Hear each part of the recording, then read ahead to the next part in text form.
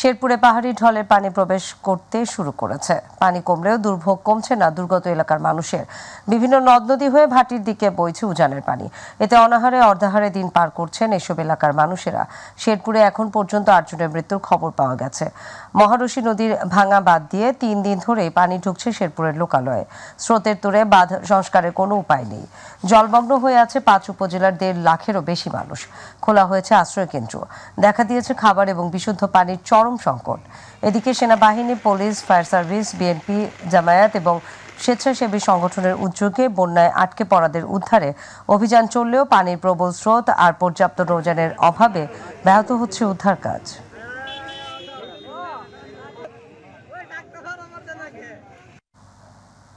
কয়েকদিনের টানা বৃষ্টি আর ভারত থেকে নেমে আসা ঢলে ময়মনসিংহের পর এবার নেত্রকোনা নিম্নাঞ্চল ডুবে গেছে। ভেঙে গেছে জারিয়া পানি উন্নয়ন বোর্ডের বন্যা নিয়ন্ত্রণ বেড়ি বাঁধ। এতে কংস পাড়ের বাড়িঘর এবং সড়ক তলিয়ে গেছে। ডুবে গেছে রেললাইনও। দুর্গাপুর, পূর্বধলা এবং কমলাকান্দা সদরের প্রায় 1.5 লক্ষ মানুষ হয়ে পড়েছে পানিবন্দী। রবিবার পূর্বধলা উপজেলার নাটেরকোনা গ্রামের কালিদাস বাঁধের ওপর দিয়ে পানি গড়িয়ে জারিয়া পানি উন্নয়ন বোর্ডের বন্যা নিয়ন্ত্রণ বেড়িবাঁধ হুমকির মুখে পড়ে। দুপুর থেকে ২৬ আনসার ব্যাটালিয়নের সদস্যরা স্থানীয়দের সহায়তায় মাটি কেটে ব্যাগে ভরে বাঁধ রক্ষার চেষ্টা করে। দিনভর নিরাপদ আশ্রয়ের জন্য লড়াই করে মানুষ, কিন্তু সন্ধ্যার দিকে শেষ রক্ষা হয়নি। বাঁধ ভেঙে বিধ্বস্ত ফসলি জমি ডুবিয়ে দেয় কংসর পানি।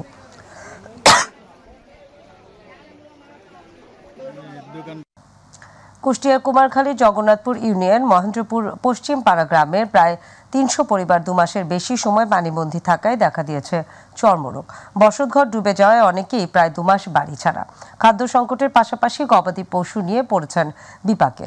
উপজেলা প্রশাসন বা ইউনিয়ন পরিষদ থেকে পানি নিষ্কাশনের কোনো পদক্ষেপ না নেওয়ায় জীবন জীবিকা হয়ে পড়েছে স্থবির। প্রতিনিধি লিপু খন্দকারের তথ্যচিত্রে বিস্তারিত জানাচ্ছেন জুবাইর রহমান। কুমারখালী জগন্নাথপুর ইউনিয়নের মহেন্দ্রপুর পশ্চিমপাড়া গ্রাম, যে গ্রামে প্রায় ৩০০ পরিবার ২ মাসের অধিক সময় পানিবন্দী থাকায় জীবন জীবিকা হয়ে পড়েছে অচল। তীব্র হয়ে উঠেছে খাদ্য সংকটের পাশাপাশি সুপেয় পানির অভাব। দীর্ঘদিন জলাবদ্ধতা থাকায় অধিকাংশ পরিবার বাড়ি ছেড়ে অন্যত্র গিয়ে মানবেতর জীবনযাপন করছেন। গবাদি পশু, হাঁস মুরগি নিয়ে পড়েছেন বিপাকে।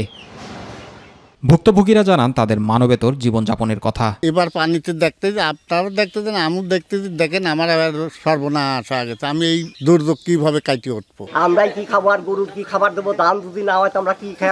আমরা চাষি লোক। চেয়ারম্যান আমার কাছে পর্যন্ত আসি নাই, মেম্বার ডাকেছে, সে এমন একটা গুরুত্ব নেয় না। এদিকে টিউবওয়েল ডুবে যাওয়ায় সুপেয় পানির অভাব দেখা দিয়েছে। এছাড়া গোয়ালঘর ও উঠানে পানি হওয়ায় গবাদি পশু ও হাঁস মুরগি রাস্তার পাশে অথবা অন্যত্র সরিয়ে রাখতে হচ্ছে।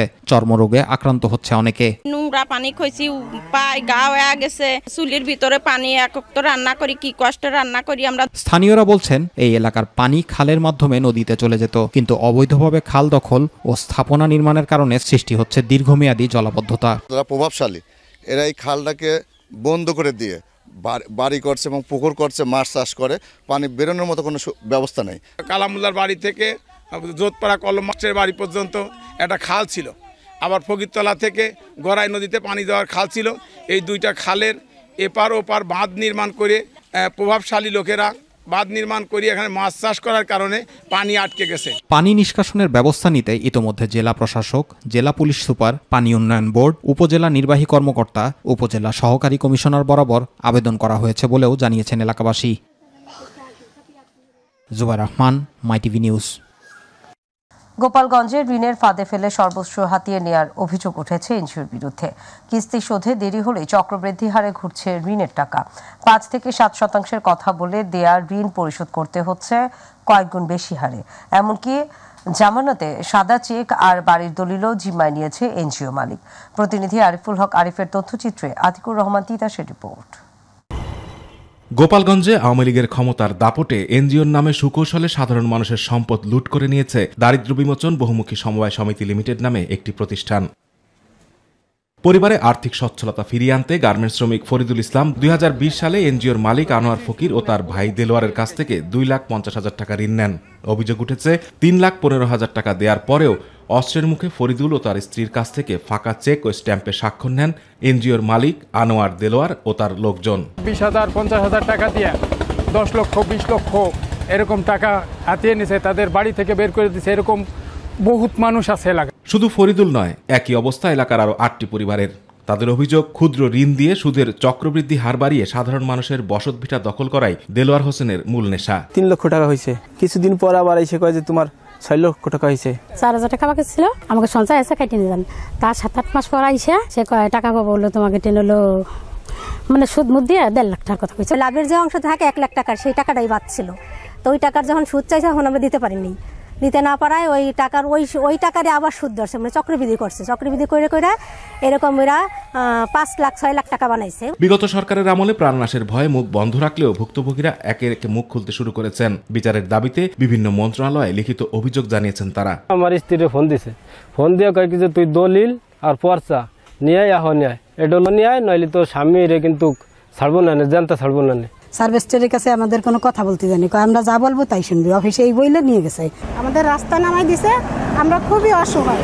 এ বিষয়ে জানতে চাইলে দেলোয়ার হোসেন মুঠোফোনে সব অভিযোগ অস্বীকার করেন। আর এনজিওর ম্যানেজারের কাছে জানতে চাইলে কোনো সদুত্তর পাওয়া যায়নি। জোর করে কোনোটা নিয়ে যায়, এটা আমাদের এলাকা ভিত্তিক 2-4 জন শত্রু আছে, এদেরকে সাথে মিশে পাকিয়ে এই সুযোগে আমাদের একটু ক্ষতি করার চেষ্টা করতেছে, আর কিছু না। দেলোয়ার হোসেন হলো একক মালিক একা, আর শাপলা আমরা মালিক 2 জন, দেলোয়ার এবং ওর পার্টনার একজন আছে মাহবুব। এদিকে মকসুদপুরের উপজেলা নির্বাহী কর্মকর্তা অভিযোগের প্রেক্ষিতে আইনানুগ ব্যবস্থা গ্রহণের আশ্বাস দিয়েছেন। ওনার আবেদনের বিষয়বস্তু হচ্ছে হত্যার হুমকি দেওয়ার অভিযোগ এই সংক্রান্ত। এটা পুরোটাই তো আসলে থানা পুলিশের বিষয়। আমি সাথে সাথে ওসিকে লিখিতভাবে জানিয়েছি যে বিষয় ব্যবস্থা নেওয়ার জন্য। তো এনজিওর বিষয়টা আমি এখনই জানলাম, তো আমি একটা লিখিত আবেদন পেলে সেটা আমি আমাদের যে এনজিও ডিল করে যে কর্মকর্তা তাকে দিয়ে আমি তদন্ত করে যাচাই করে আমি তার বিরুদ্ধে ব্যবস্থা নিব। ঋণের বেড়াজাল থেকে বেরিয়ে বসতবাড়ি ফিরে পাওয়ার পাশাপাশি দেলোয়ারের উপযুক্ত শাস্তির দাবি ভুক্তভোগীদের। বর্তমান সরকারের কাছে বিচার চাই। আতিকুর রহমান তিতাস, মাই টিভি। পার্বত্য চট্টগ্রামে পর্যটকদের ভ্রমণের উপর আবারও নির্দেশনা দিয়েছে স্থানীয় প্রশাসন। 8 অক্টোবর থেকে 31 অক্টোবর পর্যন্ত 24 দিন পার্বত্য চট্টগ্রামের 3 জেলা ভ্রমণ না করার জন্য নির্দেশনা দিয়েছেন জেলা প্রশাসকরা। গতকাল বান্দরবনের জেলা প্রশাসক শাহ মুজাহিদ উদ্দিন বিষয়টি নিশ্চিত করেন। জেলা প্রশাসক জানান, অনিবার্য কারণবশত 8 থেকে 31 অক্টোবর পর্যন্ত ভ্রমণ প্রত্যাশী পর্যটকদের বান্দরবন পার্বত্য জেলার ভ্রমণ থেকে বিরত থাকার জন্য অনুরোধ করা হয়েছে। এই সিদ্ধান্ত 3 পার্বত্য জেলায় একসঙ্গে দেওয়া হয়েছে। নিরাপত্তাজনিত কারণেই সরকারের এমন সিদ্ধান্ত বলে জানিয়েছেন তিনি।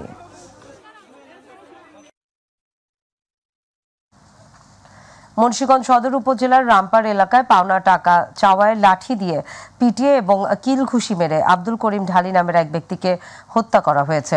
রবিবার রামপালে NBM উচ্চ বিদ্যালয় সংলগ্ন এলাকায় এই ঘটনা ঘটে। এই ঘটনার পরপরই ঘাতক সনেট হালদার তার চাচা মোশাররফ হালদার গং আত্মগোপন করেছে। ঘটনার পর থেকে এলাকায় ক্ষোভ বিরাজ করছে বলে গ্রামবাসী জানিয়েছেন। মুন্সিগঞ্জ সদর থানার ভারপ্রাপ্ত কর্মকর্তা ওসি খলিলুর রহমান হত্যাকাণ্ডের বিষয়টি নিশ্চিত করেছেন। তিনি বলেন, হত্যার সাথে জড়িতদের গ্রেফতারে পুলিশ চেষ্টা চালাচ্ছে।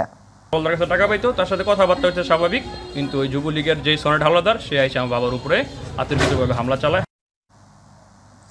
ব্রাহ্মণবাড়িয়া মাদক বিরোধী অভিযানে 4 কেজি গাঁজা সহ 2 জন মাদক ব্যবসায়ী গ্রেফতার করেছে পুলিশ। রবিবার বিজয়নগর উপজেলার সিঙ্গারবিল ইউনিয়নের কাশীনগর গ্রামে পুলিশের এসআই জাহান আলম সোহাগ, এএসআই মোহাম্মদ আলী জিন্না, সঙ্গীয় ফোর্স সহ অভিযান পরিচালনা করে 4 কেজি গাঁজা সহ সোহেল তানভীর এবং সাব্বির মিয়া নামে 2 মাদক ব্যবসায়ীকে গ্রেফতার করে। গ্রেফতারকৃত আসামিদের বিরুদ্ধে মামলা দায়ের করা হয়েছে বলে জানিয়েছে পুলিশ।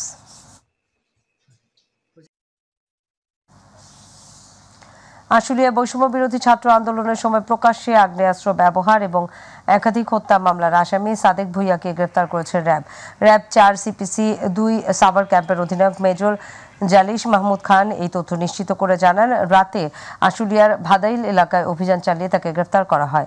সাদেক বিগত 15 বছর যাবৎ সাবেক আওয়ামী লীগের ধামসোনা ইউনিয়ন পরিষদ সভাপতি এবং ইউপি মেম্বার ছিলেন। গ্রেফতারকৃত আসামির বিরুদ্ধে পরবর্তী আইনানুগ ব্যবস্থা প্রক্রিয়াধীন রয়েছে বলেও জানায় র্যাব। বিএনপি চেয়ারপারসনের উপদেষ্টা আমানুল্লাহ আমান বলেছেন, কেরানীগঞ্জে চাঁদাবাজ সন্ত্রাসীদের কোনো ঠাঁই নেই। কেরানীগঞ্জ এখন চাঁদাবাজ মুক্ত এলাকা, এখানে কোনো হাটবাজারে কাউকে চাঁদা দিতে হবে না। কেরানীগঞ্জ মডেল থানার রামেরকান্দা বোর্ডিংয়ের অগ্নিকাণ্ডে ক্ষতিগ্রস্তদের দেখতে এসে তিনি কথা বলেন। ডাকসুর সাবেক এই ভিপি বলেন, 16 বছর পর ছাত্র জনতার আন্দোলনে পাওয়া নতুন স্বাধীনতা ধরে রাখতে হবে। এ সময় তিনি অগ্নিকাণ্ডে নিহতদের আত্মার মাগফিরাত কামনা করেন এবং তাদের পরিবারের প্রতি সমবেদনা জানান। রংপুর বিভাগে আসন্ন দুর্গাপূজার ৫,৩২৩টি পূজা মণ্ডপে ৩৫,৬৪৪ জন আনসার সদস্য মোতায়েন থাকবে। প্রতিটি সাধারণ পূজা মণ্ডপে ৬ জন এবং ঝুঁকিপূর্ণ মণ্ডপে ৮ জন করে পর্যায়ক্রমে ২৪ ঘন্টা ডিউটি পালন করবে আনসার সদস্যরা। কেউ ডিউটি পালনে সামান্য ব্যত্যয় ঘটালে তার বিরুদ্ধে ব্যবস্থা নেওয়া হবে বলে জানিয়েছে বাংলাদেশ আনসার এবং গ্রাম প্রতিরক্ষা বাহিনীর রংপুর রেঞ্জ পরিচালক আব্দুস সালাম। গতকাল রংপুর মহানগরীর মাহিগঞ্জ আনসার একাডেমিতে আসন্ন দুর্গাপূজা উপলক্ষে এক ব্রিফিংয়ে অনুষ্ঠানে তিনি এই নির্দেশনা দেন।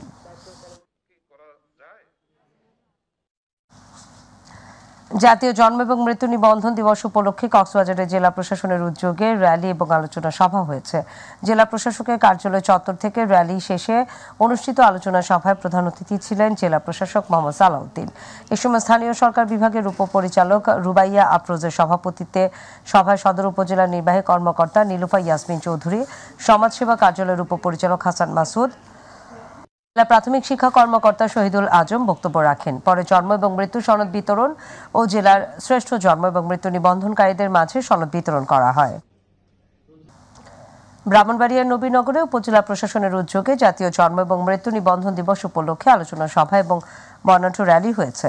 উপজেলা নির্বাহী কর্মকর্তা তানভীর ফরহাদ শামীমের সভাপতিত্বে সভায় বক্তব্য রাখেন নবীনগর থানার অফিসার ইনচার্জ সজল কান্তি, প্রেসক্লাব সভাপতি ও মাইটিভি নবীনগর প্রতিনিধি শ্যামা প্রসাদ চক্রবর্তী শ্যামল, পৌরসভা নির্বাহী প্রকৌশলী আরিফ সারওয়ার বাতেন সহ আরো অনেকে।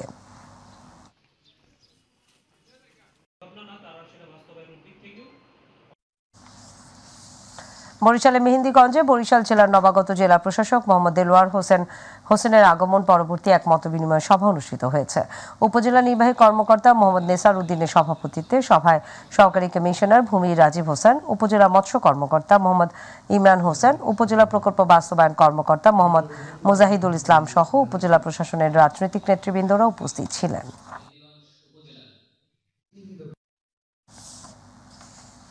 নড়াইলের লোহাগড়া উপজেলার বিভিন্ন দুর্গাপূজা মণ্ডপ পরিদর্শন করেছেন জেলা প্রশাসক শারমিন আক্তার জাহান। তিনি গতকাল লোহাগড়ার কালী মাতা মন্দির এবং ছাতুরা সার্বজনীন দুর্গাপূজা মন্দির সহ 5টি মন্দির পরিদর্শন করেন।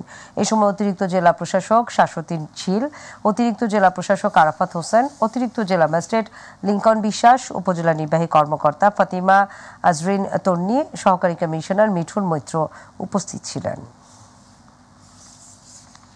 বরিশালের মেহেন্দিগঞ্জে মৎস্য বিভাগ কর্তৃক আয়োজিত মা ইলিশ রক্ষা অভিযান উপলক্ষে সচেতনতা সভা অনুষ্ঠিত হয়েছে।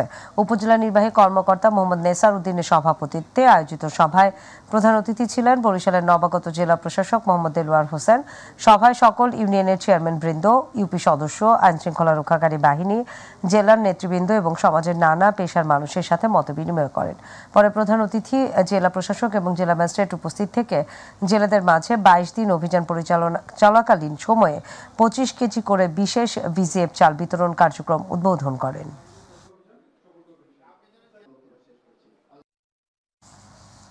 সারা দেশে সংখ্যালঘুদের উপর হামলা, ঘরবাড়ি ভাঙচুর, লুটপাট এবং দখল এবং মিথ্যা মামলা প্রত্যাহার সহ 8 দফা দাবিতে খুলনায় বিক্ষোভ মিছিল এবং প্রধান উপদেষ্টা বরাবর স্মারকলিপি প্রদান করা হয়েছে। রবিবার হিন্দু, বৌদ্ধ, খ্রিস্টান ঐক্য পরিষদ খুলনা মহানগর শাখার উদ্যোগে বিক্ষোভ মিছিল ও স্মারকলিপি প্রদান করা হয়। পরে সেখানে সংক্ষিপ্ত সমাবেশে বক্তৃতা করেন খুলনা মহানগর হিন্দু, বৌদ্ধ, খ্রিস্টান ঐক্য পরিষদের সভাপতি বীরেন্দ্রনাথ ঘোষ, সাধারণ সম্পাদক গোপাল সাহা, যুগ্ম সম্পাদক বিশ্বজিৎ দে মিঠু, সুজিত কুমার সাহা, সমর কুণ্ড, শ্যামল হাওলাদার।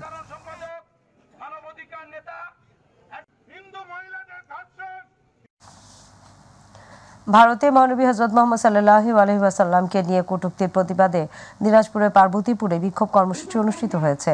ইমাম সমিতির উদ্যোগে গতকাল হাবড়া ইউনিয়নের চৌপথি বাজার থেকে একটি বিক্ষোভ মিছিল বের হয়ে প্রধান সড়ক প্রদক্ষিণ করে একই স্থানে এসে শেষ হয়।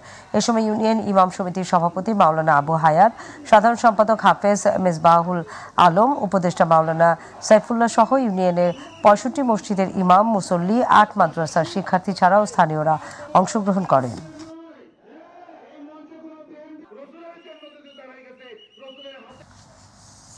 কুষ্টিয়া রবীন্দ্র মৈত্রী বিশ্ববিদ্যালয় বাংলা বিভাগের আয়োজনে বিদায়, বরণ এবং সাংস্কৃতিক অনুষ্ঠানের আয়োজন করা হয়েছে। এতে প্রধান অতিথি ছিলেন বিশ্ববিদ্যালয় উপাচার্য প্রফেসর ডক্টর শাহজাহান আলী। বাংলা বিভাগের চেয়ারম্যান হাসিবুর রশিদ তামিমের সভাপতিত্বে অনুষ্ঠানে শিক্ষক, নবীন এবং প্রবীণ শিক্ষার্থীরা আলোচনা সভায় অংশগ্রহণ করেন। এর আগে নবীন এবং প্রবীণ শিক্ষার্থীদের ফুলের শুভেচ্ছা জানানো হয়। বিদায়ী শিক্ষার্থীদের হাতে তুলে দেওয়া হয় সম্মাননা ক্রেস্ট। বিশেষ অতিথিবৃন্দ তাদেরকে বরণ করে নিচ্ছে।